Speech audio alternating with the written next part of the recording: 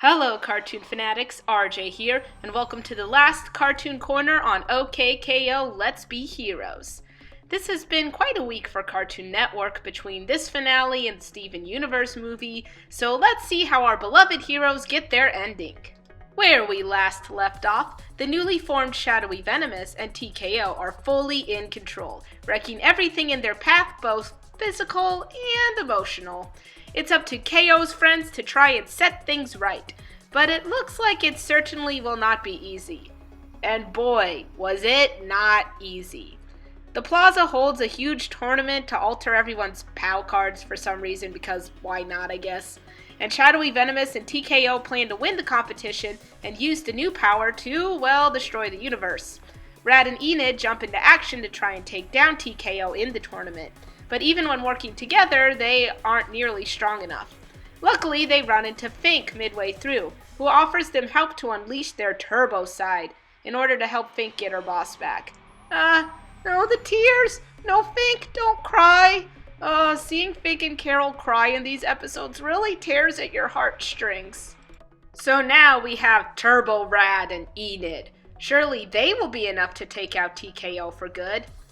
Nope, because Shadowy Venomous removes the Glorb Tree and allows TKO to absorb all of its power, which is what Venomous had been trying to do pretty much since day one.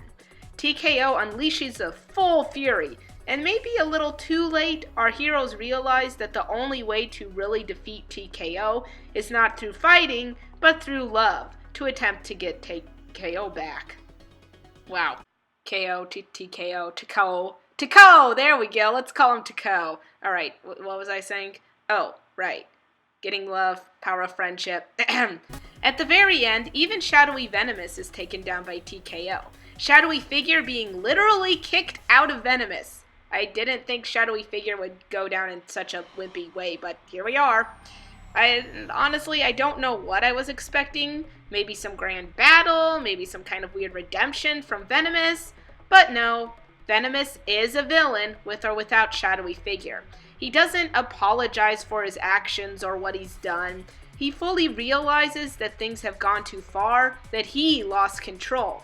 And in his defeat, he accepts his fate and goads TKO to destroy him once and for all. Until Fink rushes in and then they both get taken out. Let's face it, Venomous and KO never had a good relationship even after the big reveal. It was still very much a villain-hero kind of dynamic going on. But Venomous and Fink certainly did have a good relationship. In a way, Venomous did have a second chance and a second family, not only with Fink, but with Boxman as well. And it's when Fink comes in to defend that Venomous might have finally realized that. Too bad the whole world's destroyed.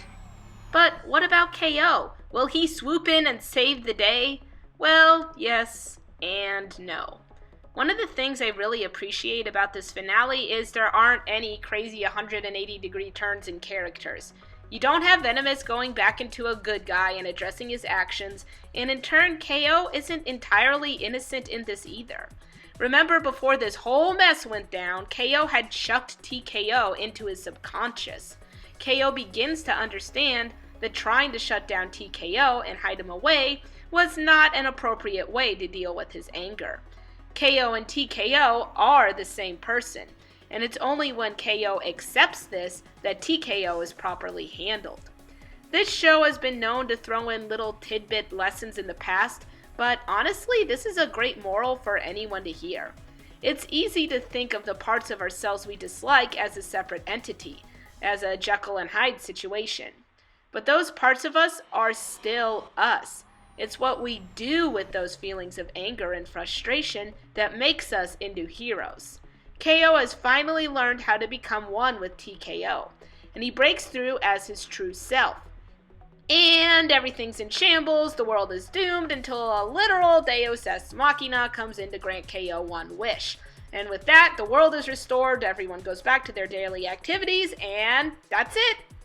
That's the end of the show. Okay, well, it's almost the end. Finding out that Cartoon Network had canceled OKKO after this season was a blow to the fans and to the creator. Any cancellation is difficult, especially when the show felt like it had so much more to give. And while the final arc in Season 3 is a great one, you can tell that it was rushed faster than anyone wanted. Which is why we have the official last episode addressing time moving quickly. KO's world is going by so fast, and like us, he feels he doesn't have the time to truly appreciate it. Some moments in life can be like that too. During this episode, KO keeps fighting to try and take out whatever villain is making him move fast in time. But at the end of the day, time was pretty much moving normally, and it was him that felt like things were moving too fast. Some changes, especially big ones, can feel like it happens in an instant. Some events change so much that we look back and wonder where all the time went.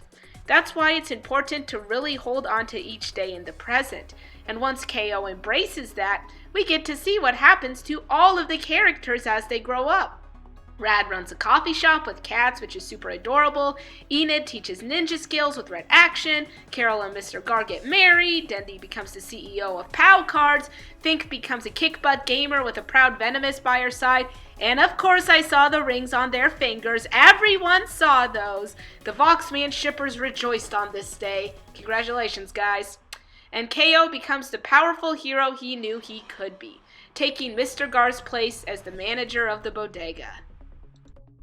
Although this show ended hard and fast, it also made sure to give time to let the characters fulfill everything their creator, Ian Jones-Quartey, wanted to see out of them. And while it's sad to see such a fun show come to an abrupt end, I feel pretty satisfied with how it ended. I feel more satisfied than I did with the Star vs. finale. That's right, I said it! Now, I wouldn't say OK KO was a perfect show. Like with Steven Universe, it took some time to really get into and appreciate it. But for what we have, I think it will be one that is always a joy to return to in the future. Thanks for the wacky adventures and cartoonish antics, Ian. I'm sorry I didn't realize what a gem this show was until the very end. If you liked this, put a thumbs up and press that like button. Comment below on your favorite OKKO moments, or moments you wish the team had time to make into an episode.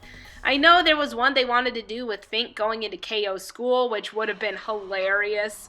Maybe we could get shorts in the future? Yes? No? I don't know, but things seem pretty final for OKKO. Cartoon Corner's probably going to be on a bit of a hiatus now. All the cartoons I've talked about have either ended or are in between seasons right now. But we do have a whole lot more than just talk about cartoons on this channel, even though my brain can't seem to process that. So feel free to subscribe and hit the bell to check out other crazy antics we get into. Man, now I actually have to work on the other projects I put on the back burner. Welp, better get to work!